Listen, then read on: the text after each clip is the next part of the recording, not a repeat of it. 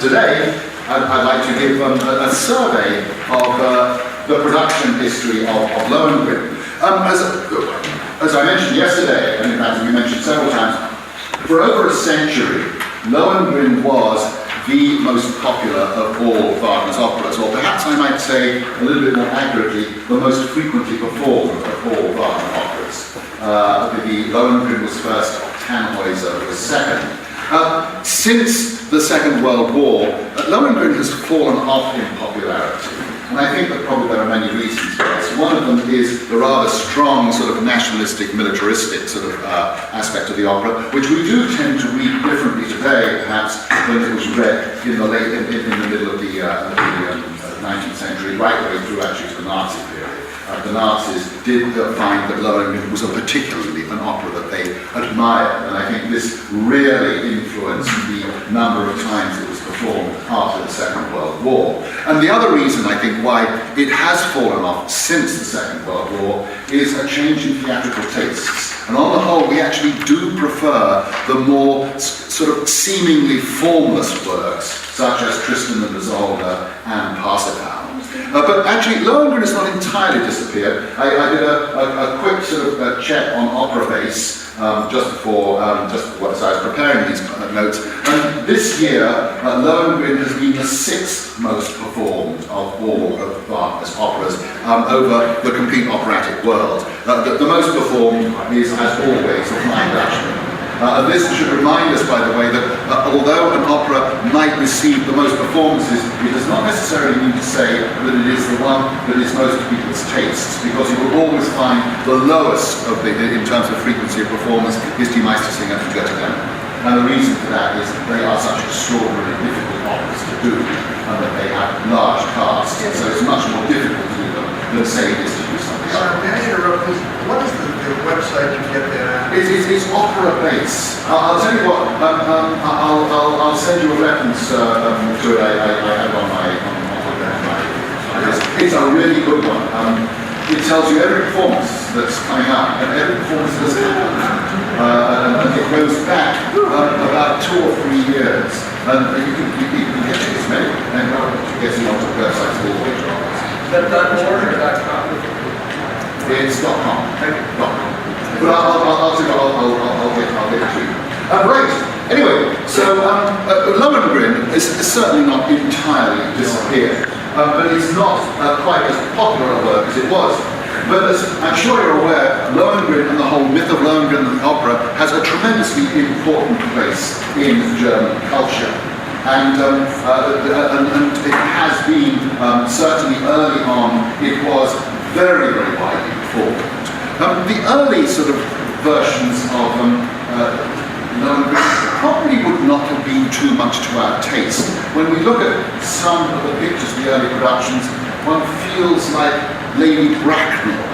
You look at these pictures, these must have been performances of most revolting sentimentality. Here we have sort of Lohengrin as he appeared in popular books and in popular illustrations in the late 19th century. Here we actually have Lohengrin, a picture actually taken from the walls of Neuschwanstein. As I'm sure you all know, that Lohengrin was King Ludwig II's favourite opera. Here we have a picture of the Swan Knight. This is Wagner. This is immediately after he has defeated Telramund. Notice, rather interestingly, already sort of some of the familiar colour schemes of Tristan and Isolde are beginning to come in. There is an aura of silver around Lohengrin, while Telramund is the Dark Knight who has been defeated in battle. But I think this reminds us that Lohengrin in the 19th century belonged very much to the fairy tale culture of Germany, something that in fact we are perhaps less appreciative of today. Now, the early productions of Lohengrin may well have reflected this fairy tale atmosphere. But this is actually an engraving from the first performance at Weimar in 1850. This was the performance that was conducted by Franz Liszt, and it was the one, of course, at which Wagner could not be present. We see sort of some very familiar features there of grand opera in the 19th century. the historicist costumes. The tree is actually a rather magnificent tree, the sort of tree that you see in very few parts of the world. Actually, we do have a Moreton Bay fig tree in Santa Barbara that looks rather like that. But in fact, this is the tree is a sort of rather picturesque Gothic creation. The one thing I quite like about this is that although we think of Lohengrin as being produced on large stages, and Grand Opera, of course, was really sort of adapted for a large stage, the Weimar stage was relatively small, so this could actually have been quite an intimate production. And this might have been one of the reasons why, at its very first performance, it really, in fact, impressed itself on the audience.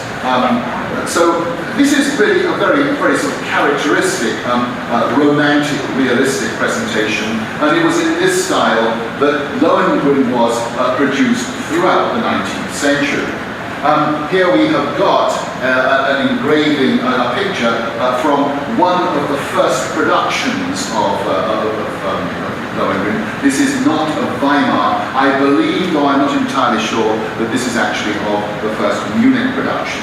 It is we can see there an idealized, I think it's more an idealized version of the stage production.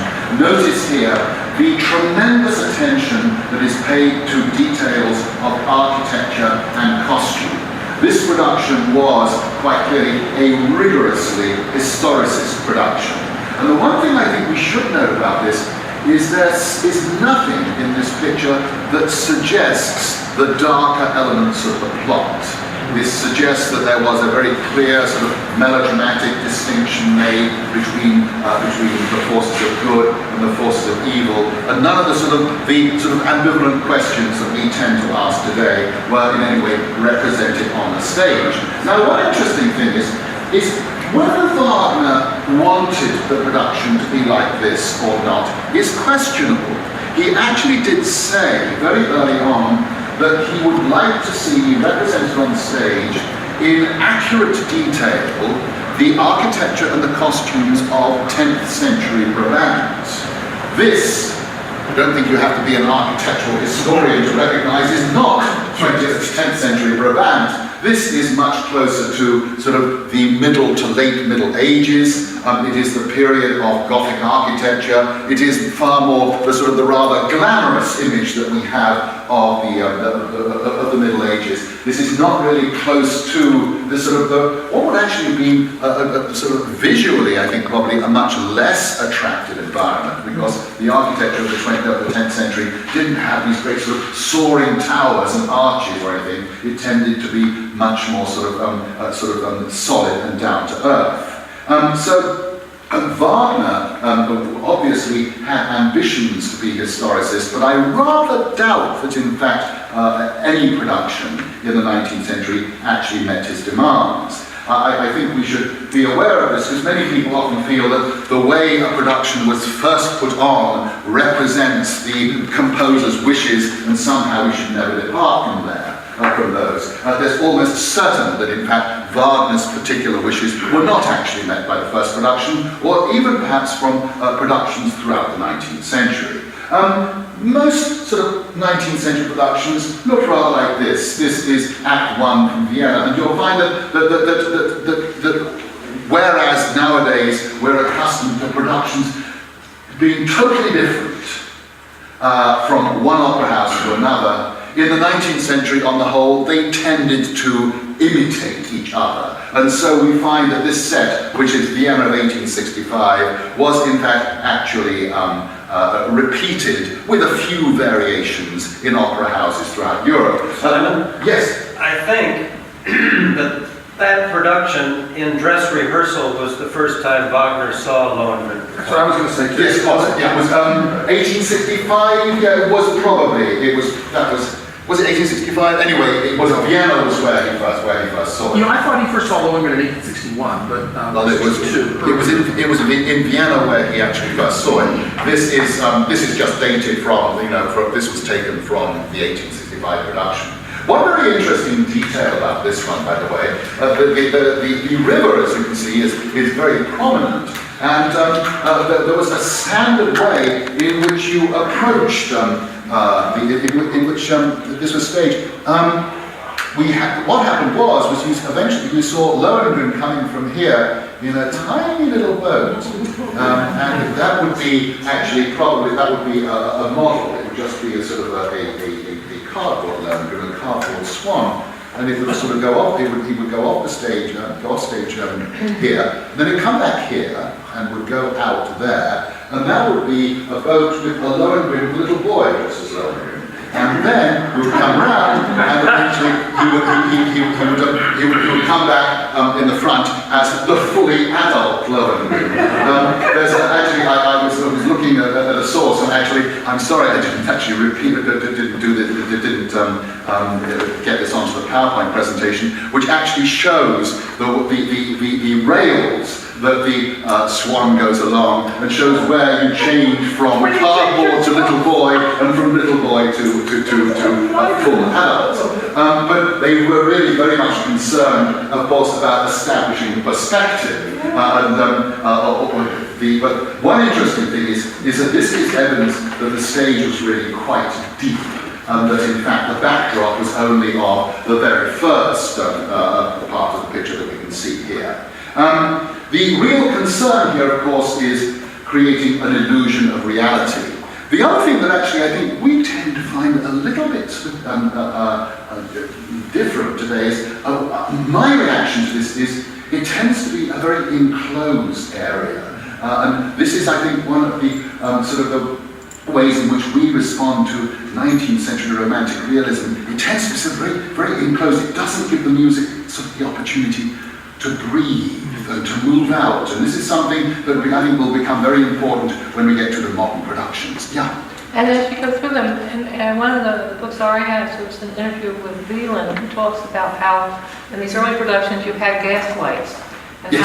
how the painted flats looked rather mysterious and they worked better. And then when you moved to electrical lights, the production demands shifted in the way. Yeah. Electric light made tremendous changes. I mean, not only was the quality of light different. For one thing, you could control it.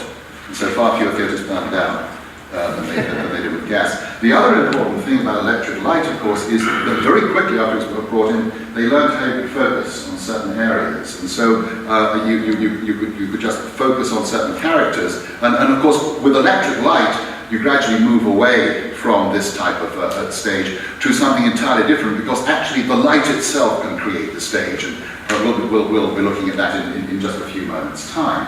Here we have another Act 3, Scene 1, again from Vienna of 1865. The focus on the details of the architecture in many ways take away from the focus upon the relationships. This is one of the interesting things about romantic realism. On the whole, you tend to sort of be focused more upon the whole environment rather than just on the characters themselves. One interesting thing about Lohengrin is after the first sort of wave of performances that take us from about 1850 through to about the end of the 19th century, it tended to become one of those operas that was not quite so determined by previous productions. In the early 20th century, there are actually a number of incidents of a considerable amount of experimentation with the way in which it could be staged. And in fact, in the early 20th century, there are one or two really quite attractive sort of romantic realistic settings. I particularly like this one. This is Bayreuth of 1908. This is of the quite clearly of the bridal scene. It's we have the minster just at the right-hand side. This, in fact, is a completely different from a completely different arrangement of the set than was common in the late 19th century. And I like this one again. This is Graz in 1914, and this actually, of all the pictures I've seen, is the one that seems to come closest to the architecture of 19th century, of 10th century Brabant. I'm not. This actually has a Romanesque Romanesque appearance. So it's the architecture that we associate a little bit more with sort of the 11th and the 12th century. But it is certainly closer to the period that Wagner had in mind. Actually, I find that there's very welcome openness of the Bayreuth set, which you tend not to get in the earlier 19th century ones. And I find this one is sort of solid but very elegant. It's very pleasingly proportioned, and in many ways I think reflects the balance and the solidity of the music. But on the whole, right the way through to the 1920s, the main inspiration for most designs of Lohengrin seems to have been this. Now, of course, this was built by Ludwig II, and this, of course, is historically a very important building. This is the first building that was actually taken from stage sets. It was actually, this was actually designed from actual stage sets of Lohengrin. Of course, because Lohengrin was Ludwig II's favourite opera, and so here we have the sort of really the grandest set of Lohengrin that has been invented. By the way, in scenery that I think is profoundly un-Lohengrin-esque. I don't know why, but I always think of Lohengrin as being a flat land. Of course, it's Belgium, yes, Antwerp, exactly. Highest altitude is like 10 feet. Yeah, exactly. So it's actually an environment that's completely non-Low Countries, but it is rather nice. I'm sure lots of us have been to Neuschwanstein. I have to make a comment on this, because I was looking at the picture going back at the third one before this, from the Vienna 1865, and then there is this fantastic forest there and the trees and whatever. It's totally untrue, of course. The Schelde River, which is the setting of the first act at Antwerp, but the Schelde enters the sea. That's a totally flat sandy area. There is not a single tree in the whole environment. You see, this is what one has to sort of one deals with. In the 19th century, they made this great big thing about we're putting on historically accurate sets, and yet in fact, in every single case, you realise that historical accuracy, in fact, is not the most important. But you made the point about the paintings. Yeah. I think that even the geography could stay changed. Yes. I mean, a really interesting case, this is not opera, this is actually sort of theatre history at the same time. The Duke of Saxe-Meiningen, who by the way was a very close acquaintance of Wagner's, the Duke of Saxe-Meiningen did a very famous production of Julius Caesar, and he claimed to actually recreate on the stage the actual forum where Caesar was murdered. And the program came with footnotes, and they sort of said, these are the sources that we've used. Well, actually, subsequent research has indicated that this was a total fabrication. And that in fact, the Duke of Saxe-Meiningen's recreation of the Roman Forum really followed a lot of sort of, the popular ideas of what Rome was. So, I mean, there's a double standard at work in all these productions. They say they're historically accurate, and certainly there's a tremendous focus on detail. But at the same time, quite clearly and quite rightly, their first concern is theatrical impact. I don't know how many of you have been to Neuschwanstein, but I find actually the incredible thing about Neuschwanstein, it's a fantastic building. The workmanship is amazing. When you look at the paintings on the walls, at the throne room, I mean, it is really the creation, detail by detail by detail, of a fantasy world. This is true, by the way, not only of Neuschwanstein, but of Chiemsee and what's the third one? The one with the Tannhäuser grotto. The workmanship in all these buildings is astonishing. Now, here we're talking about architecture, but in a way, it does reflect back upon the way in which these operas were actually performed. Now, with the exception, in the early 20th century, with the exception of one or two expressionist and constructivist productions, here we have Komisarjevsky, Moscow, 1918, that by the way is only 6 years later than Brat's production. There is a sort of a sudden outbreak of sort of experimentation, which is associated with sort of really the expressionist and constructivist revolutions in the theatre in the sort of the 1910s. But with the exception of a few productions, on the whole, Lohengrin continued to be presented as a romantic grand opera right the way through to the middle of the 20th century. It was not always put to the best of uses. As has been said already many times, the Nazis saw it as the quintessentially nationalist opera. And when Hitler visited Mussolini in Rome in 1937, a grand production of Lohengrin was staged outdoors. Here we have Act 2, where quite obviously the main interest is on soldiers, spears, and spectacle rather than upon the dilemma of poor Elsa as she's trying to deal with the identity of Lohengrin. This was a production specially staged by Mussolini for Hitler, and probably therefore one that we would really prefer to forget.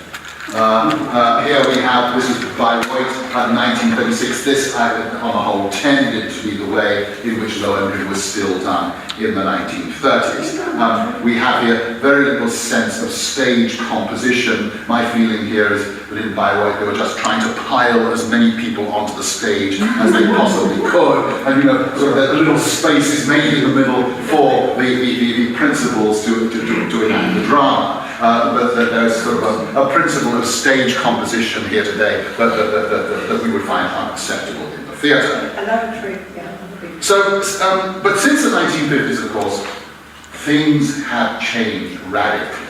And for better or for worse, the opera director, the stage director, has become a far more influential force in the production of opera. I personally, on the whole, I think this is probably for better rather than for worse, because while this has often resulted in some rather eccentric productions, and I'll be showing a few eccentric productions in a little time, at the same time, the opera director has really, in fact, sort of breathed a lot of freshness into the production of opera, and in fact, I think has been responsible for attracting many new audiences.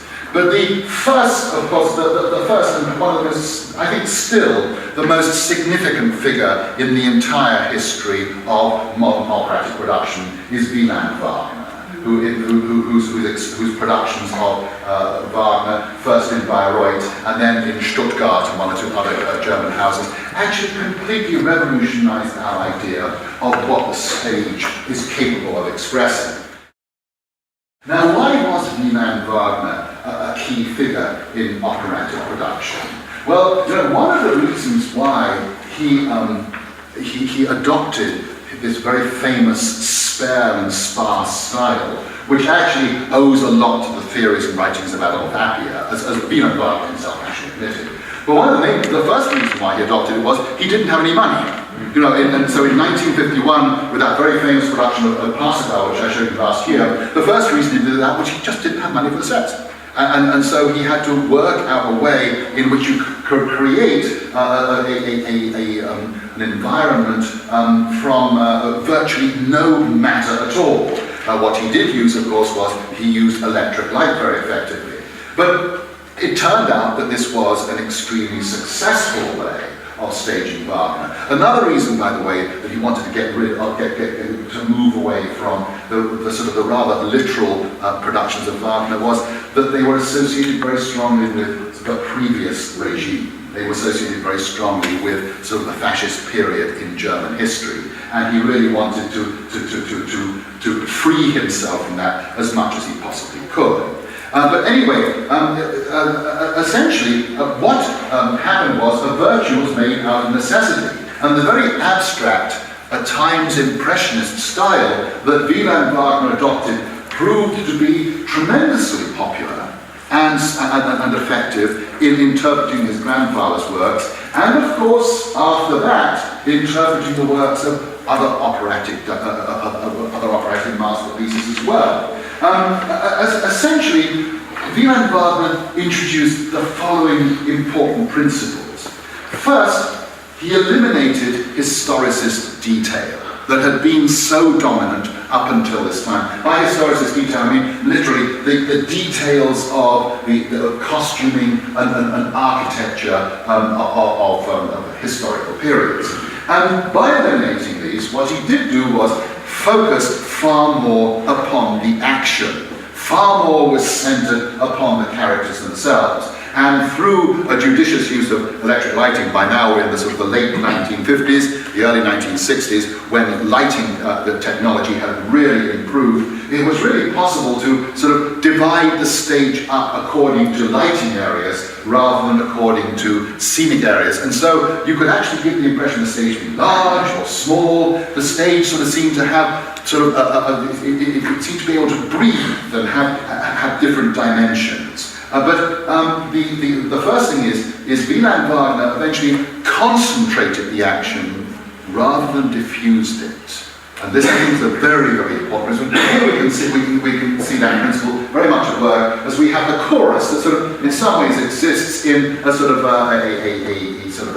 halfway position between materiality and infinity, and yet in the center around that ring we clearly have the site where the drama is going to take place, and the drama takes on a concentration because of that. Another interesting thing is you'll find that people, when they write about Wieland Wagner's productions, and I only ever saw Wieland Wagner's productions sort of in the 1970s, when they had sort of, been sort of rehearsed and probably had lost a lot of their most attractive features. But you'll find that many descriptions of Wieland Wagner's productions talk about them as oratorios.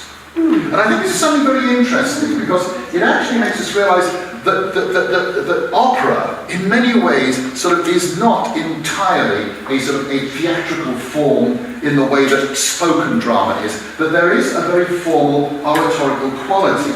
And it reminds us that opera is not a realistic medium. And actually, it reminds us that those 19th century sets, which actually suited the way in which Shakespeare and Schiller and historical and melodramas were performed, it actually suited them quite well. It does not really suit opera that well, because opera, by its very nature, is not realistic. Lohengrin, for example, is, as Geoffrey pointed out, an opera that in many ways is quite static, and the action moves slowly. Only at times there's sort of outbursts of sort of sudden violence. Wieland's style suited this absolutely perfectly. I mean, you can hear the music, the sort of the rather stately music of the swan, or actually I look at this and I hear the stately music also of the bridal procession in Act 2. You can hear it in some ways almost coming out of that picture. Another important thing is that Wieland Wagner brought the ritualistic aspects of the drama to the fore. And this is something I talked about again last year with regard to Parsifal, and we become much more aware of the ritualistic approach in this sort of design. Another interesting thing, and I think this is why this really took on, this allows the audience to imagine the action themselves. This, I think, is crucial in opera. One of the real problems in opera is if the director is constantly insisting upon us seeing only one way of responding to the music. Now, there are a number of productions, actually I'm going to show later, that I think that people might have problems with. But I think that Wieland Wagner, one of the reasons why he is such an important director, is imaginatively, your mind goes in there, it occupies the space, and you, in fact, interpret the relationship between space and time, between the actual events on the stage, and between the music that is coming out of the pit. We are the ones who really imagine this world. Another important thing about Wieland Wagner, by the way, was that in fact many of his productions had parallels to developments in the visual arts. But above all, I think the important thing is these sets allow us to listen to the music. If there's too much busy activity on stage, too much attention paid to the sort of the bread and butter of everyday life, the music tends to disappear from our, we don't listen to it quite so much. Wagner really, in fact, focused us on the music. All this had actually been posited by Adolf Appiah in his theoretical writings in the late 19th century, and occasionally Appiah's ideas had been anticipated in Bayreuth during the 1930s, but it's really only with Wieland Wagner in Bayreuth in the 1950s that Appiah's ideas came to fruition. Now, what I'd like to do is to sort of jump from Wieland Wagner to our own time and look at productions of Lohengrin over the last 10 or so years. Patrick Carnegie, in his splendid new book, Wagner and the Art of the Theatre, which on the whole is an absolutely first-rate piece of scholarship, he does actually make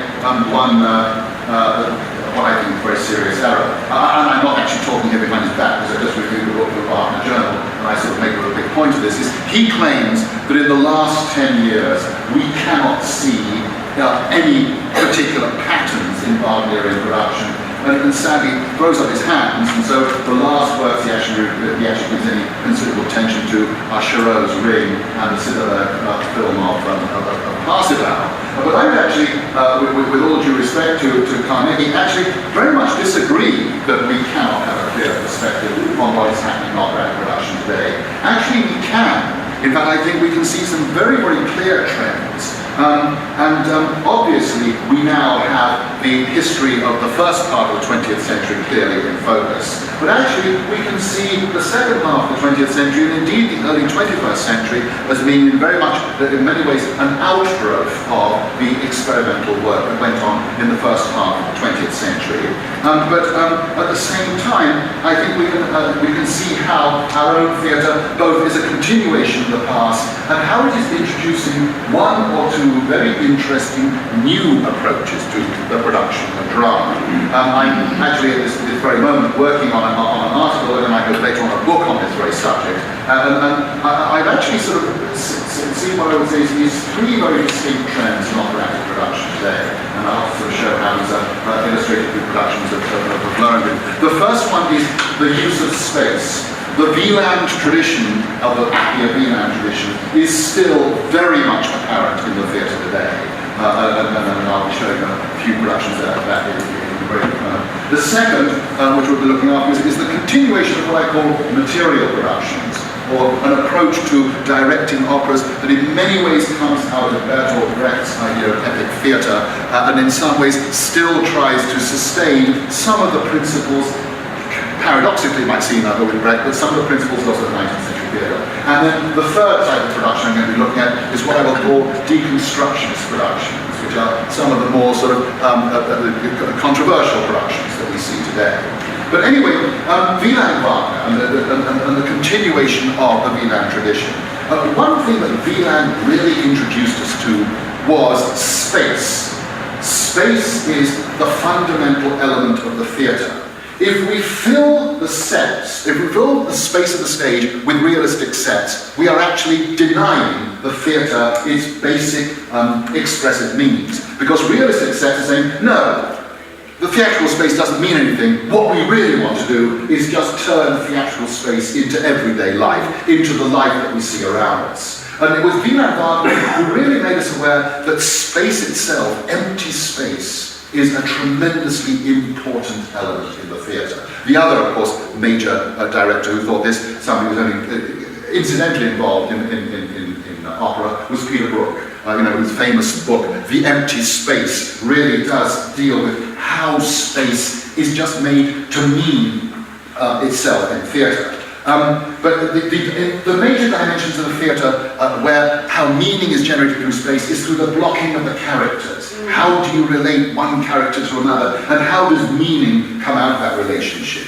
Another thing is the dynamic tension between the horizontal and the vertical. This was something that Appia in fact theorized very effectively. And the infinite nuances of light can give all sorts of different create meanings in a production. In fact, if we use space, this abstract space, in an imaginative way, it actually, and rather paradoxically, gives a concreteness and a vitality to the production that realism completely denies. It makes a very powerful impression upon us. I, for example, find that after having seen a number of these sort of imaginative and very modern productions of Wagner, then to go back to see a production in 19th century realistic sets, as the curve goes up, my heart falls. I think, oh God, we're back to the way it used to be. This is one of the problems in the theatre, by the way. Whenever somebody has made an experiment that's been successful, you can never go back. You know, we can never really go back to 19th century realism after the Charot ring. You know, somehow that really, however whether you liked it or not like the Charot ring, it took a step forward, and whoever directs the ring after that has to deal with that. Anyway, many directors in our own time are still actually working directly in the Wieland tradition. Most notably, a gentleman who some of you will love, I know some of you hate. Robert Wilson, this is the basic set for his production of Lohengrin that was seen first in Zurich and then at the Met. I have not seen this production, so I'm perfectly prepared to have somebody sort of say, oh no, this is a load of nonsense, or exactly the other way around. I sort of only know it from having read about it and having seen pictures of it. Wilson has often been criticised because people tend to find his stage almost too empty. Another thing about it is the way in which he directs his singers can appear to be almost too mannerist. So it rises to the level of affectation. I have to say myself, one of the best productions I can ever remember seeing of any production was Robert Wilson's Madame Butterfly. But then I can remember after that going to see a revival of his Parsifal and reacting very, very differently to his Parsifal. Whereas his Butterfly was immensely successful, his Parsifal seemed to me to be really sort of very, very restricted. In many ways, Wilson tries to emphasize the ritualistic aspect of production. I think one of the real problems is in a lot of Wilson's work, many aspects of the production, of the action go unacknowledged. It's as if, it's almost like the opera's escaping from. You say, no, please represent that on the stage, and he doesn't. He just has somebody sort of stand there in a very formal pose and sing. I understand singers are not always happy with him, as he insists upon them sort of standing in rather a rigid pose, and their voices just will not allow them to stand in a rigid pose. They have to adopt other poses. But nevertheless, Wilson is capable of doing productions of great beauty. His hallmark blue is actually, when it's done well, is an absolute miracle of light. And the one thing that I think he does reveal is the grandeur of a work, which is why I would imagine that Lohengrin was really quite successful, because there is a grandeur that often in our sort of reductive ways today tends to be missing in a lot of opera. So here we have got this is the basic set for his Lohengrin. This is from Act 1. The swan, I understand, was represented just by a single. Is what? Yes, yeah, it was represented just by a single wing. And this, again, is very characteristic of Wilson. They'll just be sort of single details rather than. The difference, actually, between Wilson and Wieland Wagner, and it is, I think, a significant difference, whereas Wieland Wagner was mystical, your eye in some house was sort of led into a sort of into an infinite distance. This is actually less. Wilson's productions tend to be more angular. In some ways, actually, quite a bit closer to Adolf Appier's the few productions he did late in his life, which showed the influence of Cubism. And I think we have this. We can see the same certainly these pictures are very, very striking. And one thing you do get is the difference between a very, very sort of angular sort of scenery and the rounded body of the singers. That sort of difference between straight lines and roundedness gives the whole thing a sort of an interesting tension. This is this I believe that's Carita Matala. Ben Hector, is it? I didn't see it. Take over. Yeah, Jeffrey. I'm not a fan of his at all, because I find that he does the same thing for pretty much whichever. I agree with you completely. But the Lohengrin worked terrifically. Yeah. Because the ritualistic and the, as you, what was the word you used? The grand sort Yes, of, yes.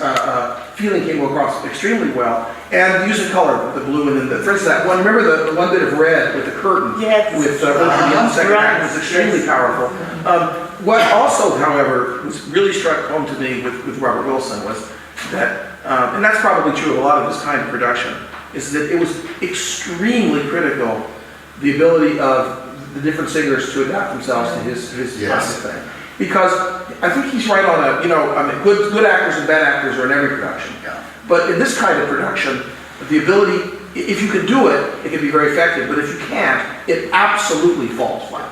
There's very little margin for error. It doesn't go from being good to sort of good to kind of good to maybe good. It goes from being good to disastrous. And we had the Elsa in this one was, who was it? Was it Deborah or? No, Deborah was the first year that when they brought it back, it was kind of. And they- Okay, Karina Montague was terrific, and Deborah was terrible. Yes, See, there's a perfect example. exactly. Deborah Voigt was Right. either unwilling or unable to get into this world. She goes And too Karina Montague is the kind of slow. artist who would get into any world. You know, Exactly. you know, Thomasini said that they reduced some of the stylistic movements in the second time around.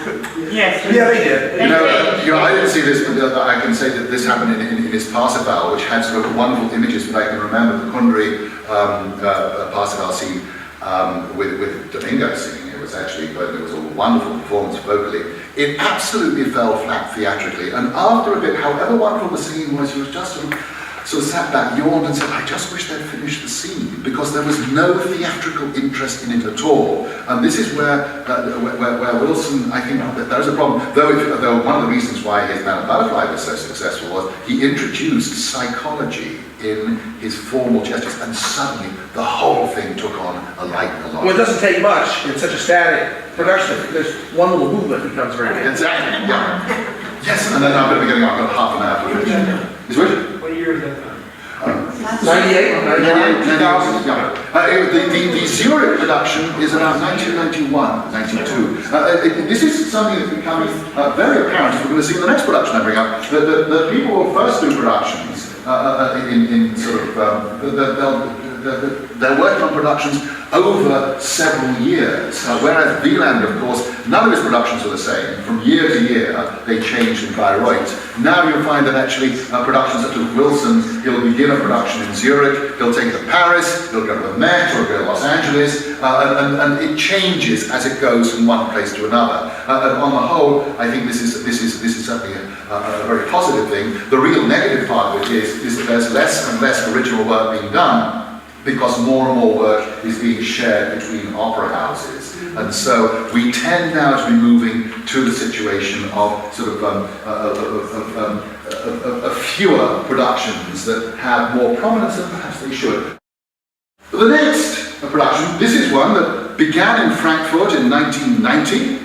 A lot of you saw it on the television yesterday. It was done in Baden-Baden again in 2006, and I understand opened the La Scala season in November of last year. And this is Nicholas Lanehoff's production of Lohengrin. I saw this first actually in Frankfurt in the early 1990s. And my memory of it is that it was actually primarily full of blacks and reds. But by the time it got to Baden-Baden and to the video that I think a lot of us have now seen, he had actually reverted to the more traditional colours of blue and silver as the dominant colours. This is anyway Nicholas Lanehoff. And Lanehoff has, I think, become, in many ways, can be seen also as a director who really employs the basic space of the stage. He is more realistic, particularly in his costuming, than Robert Wilson is. And another thing is he's also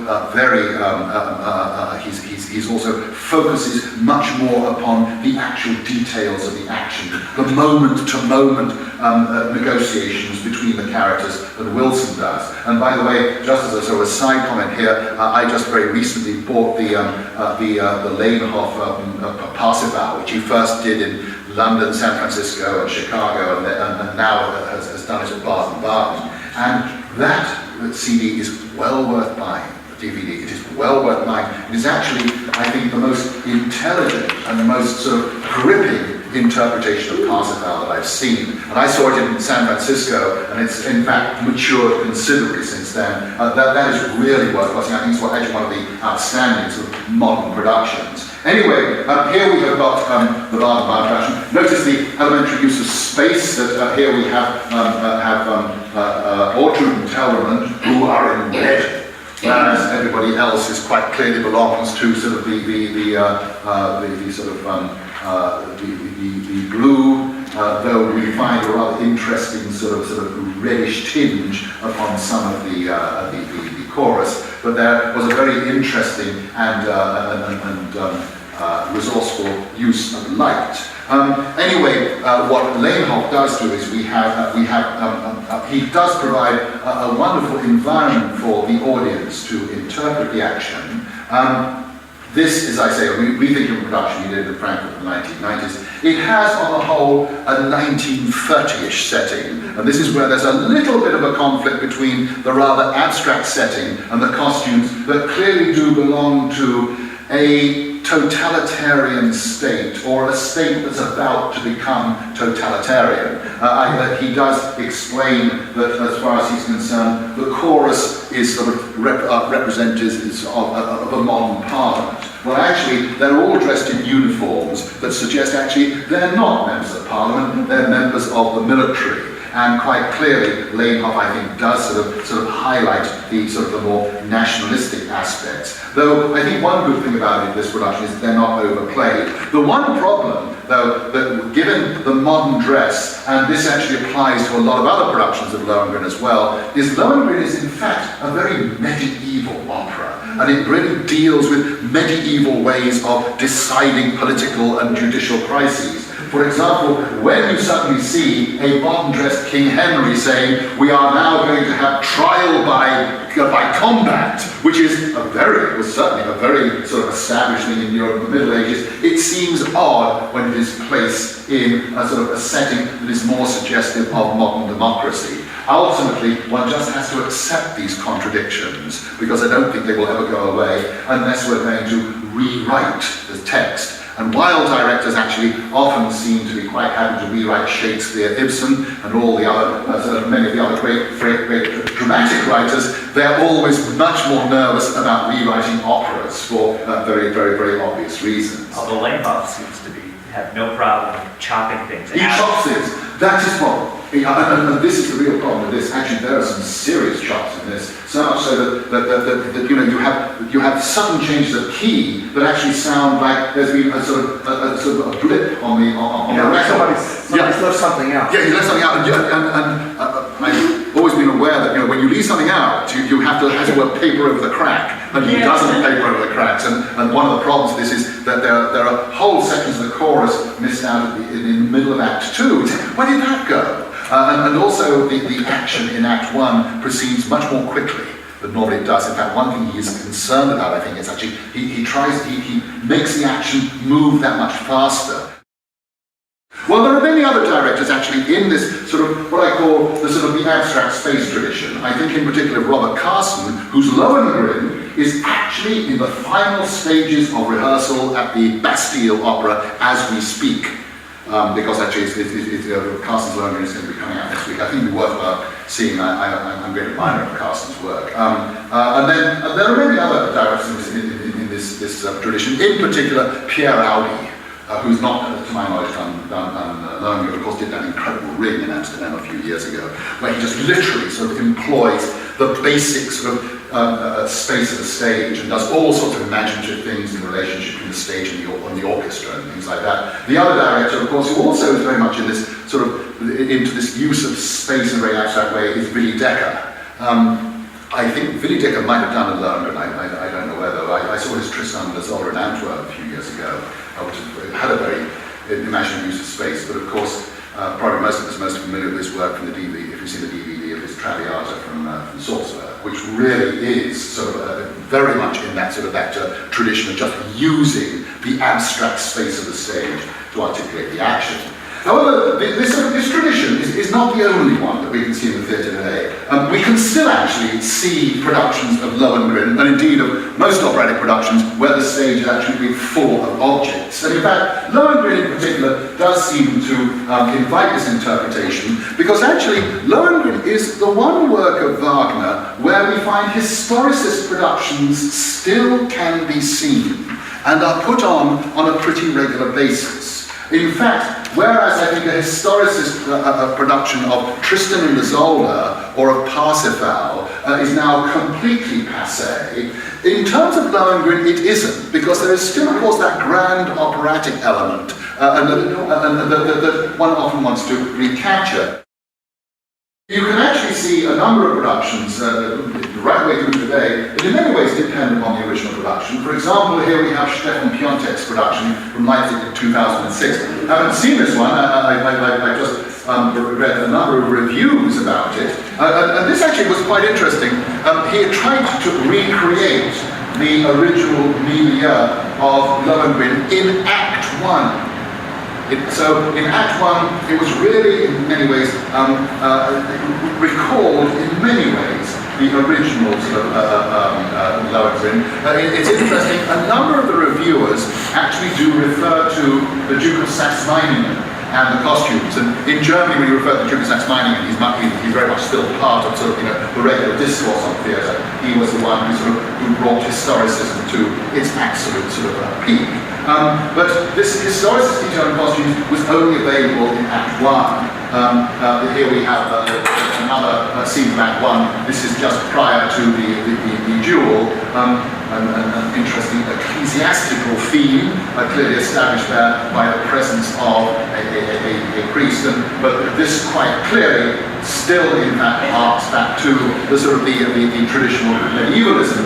But as you move into Act 2 and Act 3, more and more modernist details were introduced.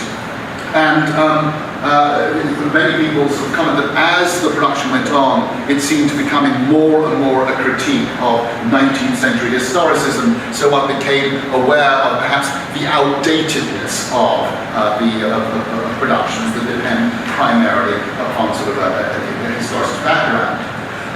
Bertolt Brecht is very often a guiding light in productions of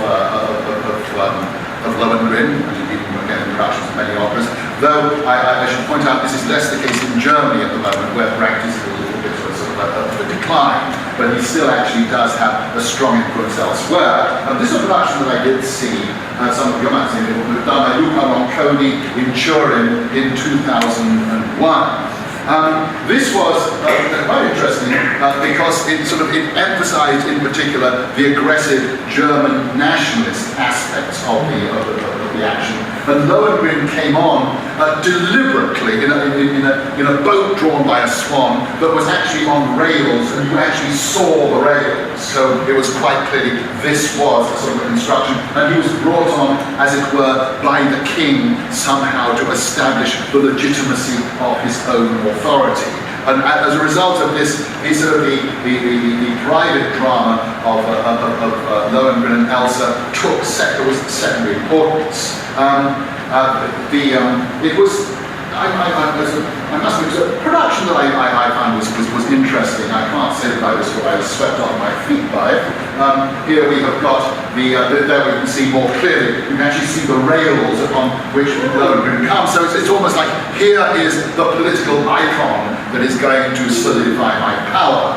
And in particular, this very famous, notorious thing, Nur deutsches Land, this deutsches Stadt.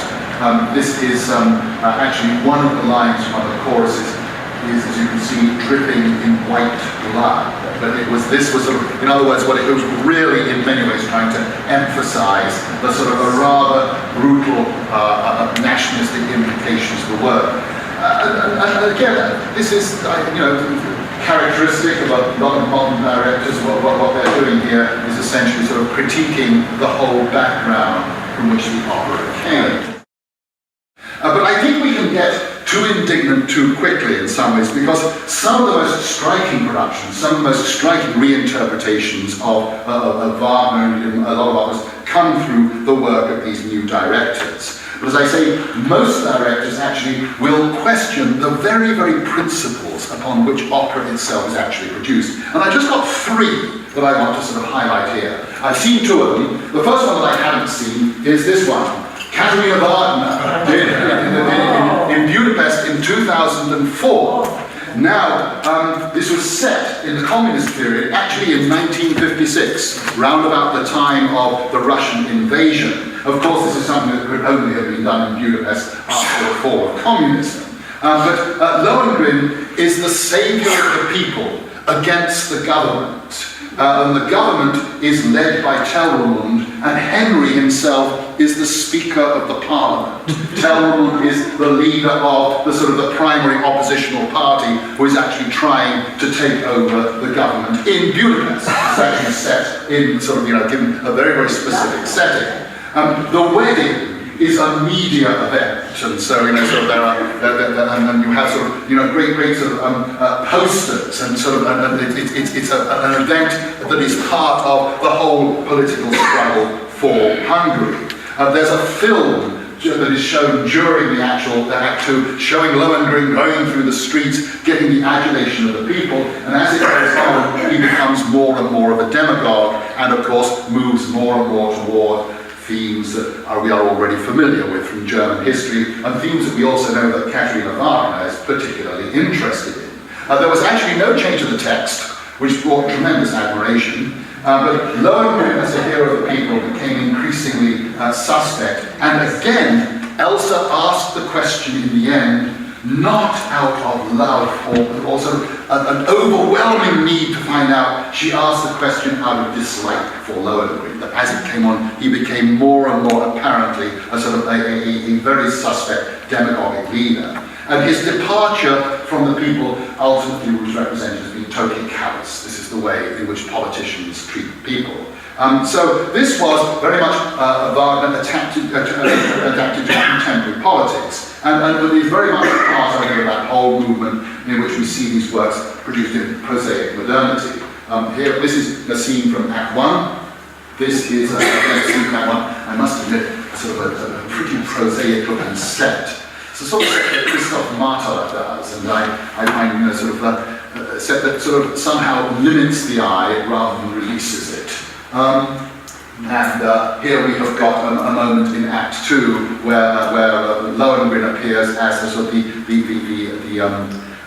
hero of the people, and this was accompanied by actual film footage. Some of the footage, by the way, there was also there actually of the Russian invasion of 1956. So this was really bound up a lot in sort of modern and contemporary politics. Now the next production is one that, in fact, probably a lot of people in this room have seen, and this is Keith Warner's Bayreuth in 1999. This was a totally unconventional and unorthodox production. It was surprisingly effective. Yeah, it really sort of reversed a lot of our expectations, and it made considerable impact. And in fact, it was this production that launched Keith Warner as a major opera director. Of course, his ring is coming on in Covent Garden later this year, and to a certain extent, it was because this production was the first sort of his productions that really brought international attention to him.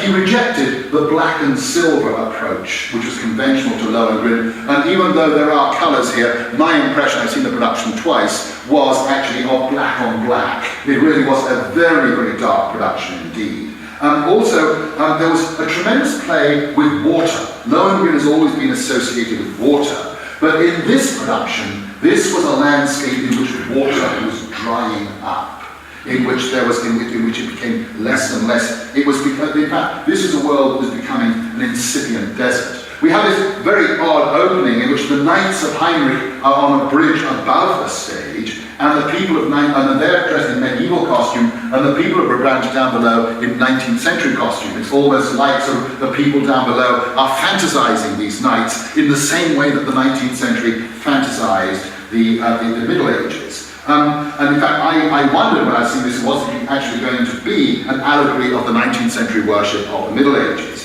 Essentially, it was one of those productions that went in the directly opposite position from conventional interpretation. It really recognized the pitiless tragedy of the piece, but it was not prepared to accept that Lohengrin could bring unity to Brabant. In fact, very, very few modern productions do represent Lohengrin as being in any ways a viable leader. And I think primarily this is because we now live in a culture that, quite rightly, suspects heroes and suspects leaders. We are a culture that really, in fact, questions many of those those archetypes. And finally, the production that caused sensation, that almost caused a civil war in Germany, Peter Konvichny's in Hamburg. I saw this production. I travelled to Hamburg especially to see it. And the first thing that happened was, as one came to the Hamburg Opera House, the Hamburg Wagner Society was outside handing us leaflets telling us this is not the production that Wagner had in mind. As if any of us needed to be told. But actually, it's the only time that I've actually seen people asking people not to go into the opera house. It was almost like there was sort of, they wanted us, the audience, to go on strike. But in actuality, the opera house was packed, and I saw it actually, it was the second year of its run. Now, Konvichny is the last word in directorial chutzpah. He arouses the absolute ire of conservatives, the deep suspicion of liberals, and confusion among the radicals. In actuality, nobody agrees with Konvichny, but he is still, nevertheless, a very powerful stage director. And I have known one or two Wagnerians who are right of the right wing, who have actually been to see a Konvichny production, have not known it's done by Konvichny, said, oh my God, interesting production. I won't give any names there. But anyway, many of Konvichny's productions are devoted to exploring the limits of stage representation. Some of you might be familiar with his Götterdämmerung from Stuttgart, where at the end, instead of representing the final catastrophe, he just sort of projected Wagner's stage directions. But like other directors, he doesn't actually seem to think that Lohengrin is a work where you can actually test the limits of the stage. Instead, what he did was, in this production, test the myth of the charismatic leader. The action is set in a schoolroom, as you can see here. Henry is the teacher, the herald is the class monitor, and Elsa is the victim of bullying. Here we have Elsa being bullied by Ortrud in the course of the first act. As you can see, everybody here, this is literally a classroom. Telramund and Ortrud are the bullies. And Lohengrin is an imaginary figure who comes to save her. Suddenly comes out of the floor, and in front of him, by the way, was a young boy, almost naked, with just great big wings. It was one of the most magical moments. Wings went us. And suddenly this Lohengrin was very scuzzy. Thomas Moser around and say, I got you 2 minutes now. I got interrupted a lot. Yes. Anyway, the whole thing, the conceit was that the whole thing was told as a series of lessons.